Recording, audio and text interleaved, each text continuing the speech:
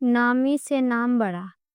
लंका के पश्चात जब राम अयोध्या लौटे और राज तिलक हो गया तो एक दिन राज दरबार में महर्षि विशिष्ट, विश्वामित्र, नारद तथा अन्य की ऋषि धार्मिक विषयों पर विचार विमर्श के लिए पधारे। जब उसी प्रकार के विषयों पर चर्चा चल रही थी तो देवर्षि नारद ने एक प्रश्न उठाया कि नाम और नामी में कौन श्रेष्ठ है। ऐसे प्रश्न को सुनकर ऋषियों ने कहा, नारद जी, नामी से तुम्हारा क्या कर्तव्य है, स्पष्ट करो। नारद जी ने कहा, ऋषियों, नाम तथा नामी से कर्तव्य ये है कि भगवान नाम का जप भजन श्रेष्ठ है। यह स्वयं भगवान श्रेष्ठ है। नारद जी की बात सुनकर ऋषियों ने हंसकर कहा, अरे नारद, तुमने यह कैसे बच्चों जैसा प्रश्न किया है। निश्चय ही भगवान श्रेष्ठ है, क्योंकि उन्हीं के नाम का तो जप किया जाता है।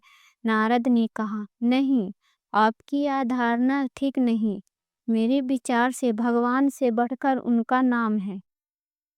भक्त को भगवान के नाम के जप से ही शक्ति मिलती है, क्योंकि नाम के भजन के बिना भगवान कहाँ कृपा करते हैं। पर यह बात सबने आसानी से अस्वीकार नहीं की। तो नारद ने कहा, अपने मन की प्रतिष्ठा के लिए मैं उसे उचित समय पर प्रमाणित करूँगा। इसके कुछ देर बाद राज दरबार स्थगित हो गया। हनुमान उस दिन दरबार में उपस्थित नहीं थे, इसीलिए हनुमान को इस विवाद के बारे में कुछ नहीं पता था। दूसरे दिन राज दरबार लगने से पहले नारद ने हनुमान को बुलाया और कहा, हनुमान, राज दरबार में जाने पर तुम श्री राम तथा उपस्थित ऋषियों को विनय पूर्वक प्रणाम करना, पर विश्वामित्र को प्रणाम मत करना। वे भले ही ऋषि का चोला धारण किए हैं, पर वे ब्राह्मण नहीं हैं। क्षत्रियों की पूजा ब्राह्मणों जैसी नहीं होती।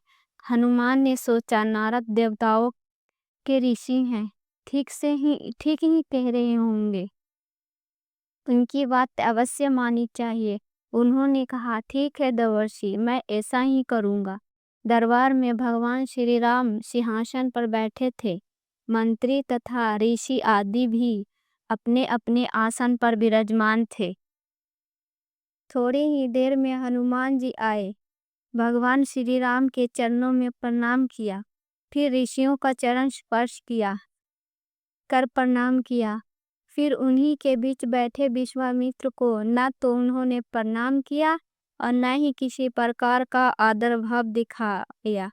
हनुमान के इस व्यवहार से विश्वामित्र ने अपने को बड़ा अपमानित समझा।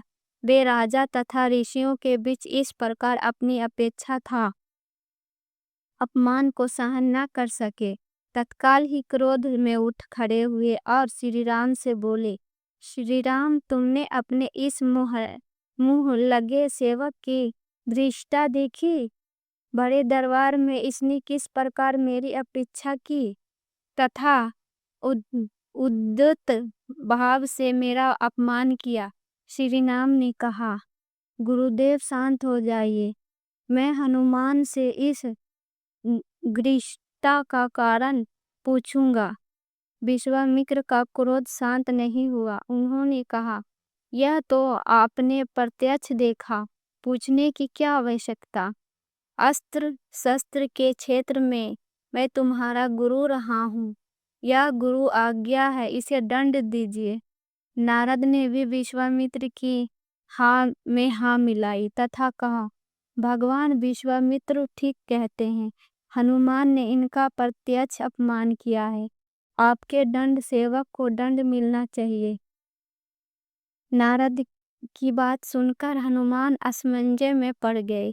बड़े दरबार में अपनी स्थिति को देखकर कुछ बोल तो न सके, पर सोचने लग गए कि जिस नारद के कहने से मैंने ऐसा किया, वही नारद अब मेरा बचाव न करके मुझे दंड देने की बात में सहमति जता रहे हैं। नारद का यह चरित्र समझ में नहीं आता।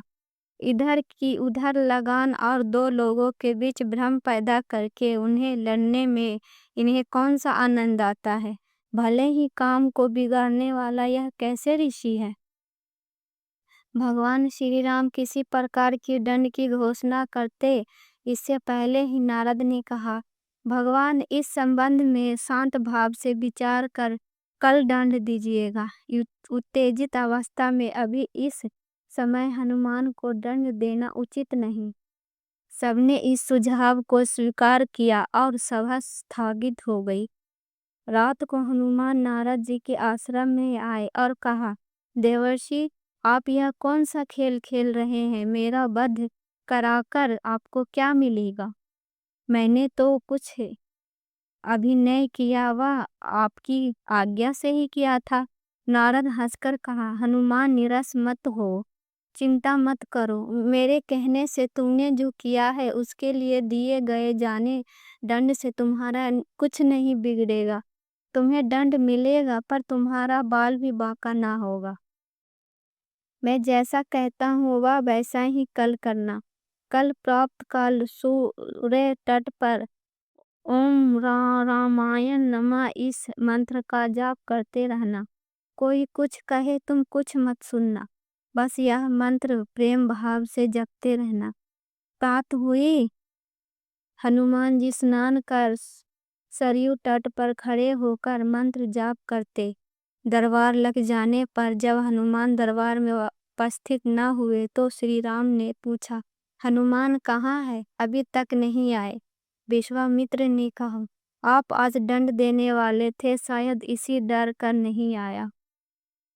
नारद ने कहा, मैंने अभी थोड़ी देर पहले सरयू तट पर उसे स्नान ध्यान करते हुए देखा है। भगवान राम ने कहा, यह हनुमान की एक और उद्यंतता है। हम स्वयं तट पर जाकर वहीं हनुमान को दंडित करेंगे।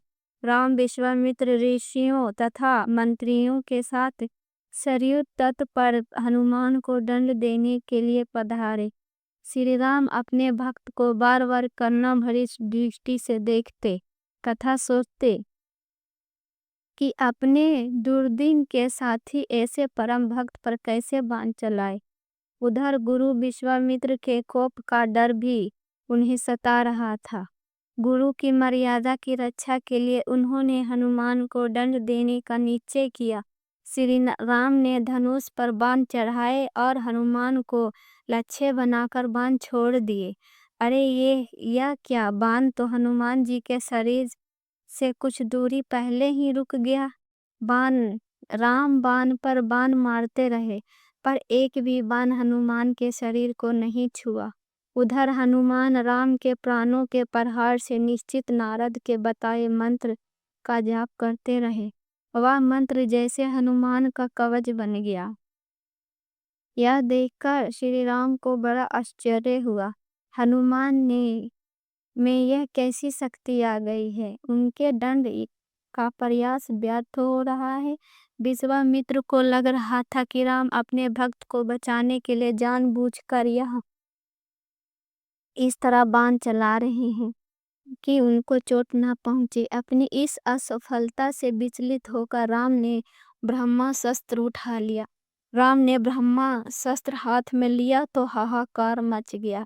नारद ने कहा, ऋषिवर विश्वामित्र हनुमान के अपराध को क्षमा करे। अगर राम का ब्रह्मास्त्र छूट गया तो सिर्फ हनुमान ही नहीं मरेंगे बल्कि सारे लोक में प्रलय मच जाएगा। ब्रह्मास्त्र से निकली ज्वार देखकर विश्वामित्र भी डर गए। उन्होंने राम को रोकते हुए कहा, राम ब्रह्मास्त्र को वापस तुनीर में रखिए। हनुमान जी के अभिनय को मैंने क्षमा किया। इतना सुनते ही हनुमान को जैसे जीवन दान मिला। राम को धर्म संकट से मुक्ति मिली। सब लोग प्रसन्न हुए। हनुमान ने आकर विश्वामित्र से क्षमा मांगी और नारद जी की और देखा। नारद ने हंसकर कहा, प्रभु इसका कारण मैं हूँ। मैं कहा था ना, भगवान से बढ़कर भगवान का नाम जपना श्रेष्ठ है। उसे प्रत्यक्ष सिद्ध कर दिया। हनुमान ने इष्ट देव भगवान राम के नाम के बीज मंत्र से भगवान की शक्ति छीन कर दी। जिस प्रभु के नाम का जप होता है वह प्रभु अपने नाम जाप की शक्ति के आगे शक्तिहीन हो जाते हैं। इसीलिए कहता हूँ कि नामी से नाम बड़ा। यह कहकर नारा देवलोक को चली गई।